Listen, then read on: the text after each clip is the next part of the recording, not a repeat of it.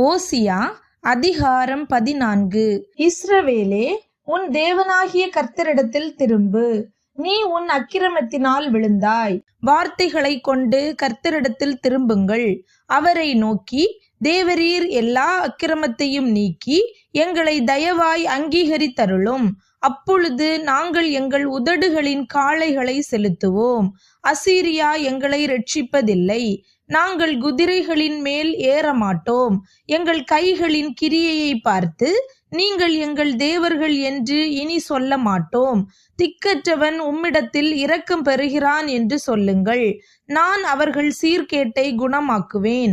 அவர்களை மனப்பூர்வமாய் சிநேகிப்பேன். என் கோபம் அவர்களை விட்டு நீங்கிற்று. நான் இஸ்ரவேலுக்கு பனியைப் போல் இருப்பேன். அவன் லீலி புஷ்பத்தை போல் மலருவான். லீபனோனை போல் வேரூன்றி நிற்பான். அவன் கிளைகள் ஓங்கி படரும். அவன் அலங்காரம் ஒலிவ மரத்தினுடைய அலங்காரத்தை போலவும் அவனுடைய வாசனை லீபனோனுடைய வாசனையைப் போலவும் இருக்கும். அவன் நிழலில் குடியிருக்கிறவர்கள் திரும்புவார்கள். தானிய விளைச்சலை போல செழித்து திராட்சை செடிகளைப் போல படருவார்கள். அவன் வாசனை லீபனோனுடைய திராட்சை ரசத்தின் வாசனையைப் போல இருக்கும். இனி எனக்கும் விக்கிரகங்களுக்கும் என்ன என்று எப்பிராயீம் சொல்லுவான். நான் அவனுக்கு செவி கொடுத்து அவன் மேல் நோக்கமாயிருந்தேன். நான் பச்சையான தேவதாரு விருட்சம் போல் இருக்கிறேன். என்னாலே உன் கனி உண்டாயிற்று என்று எப்பிராயீம் சொல்லுவான்.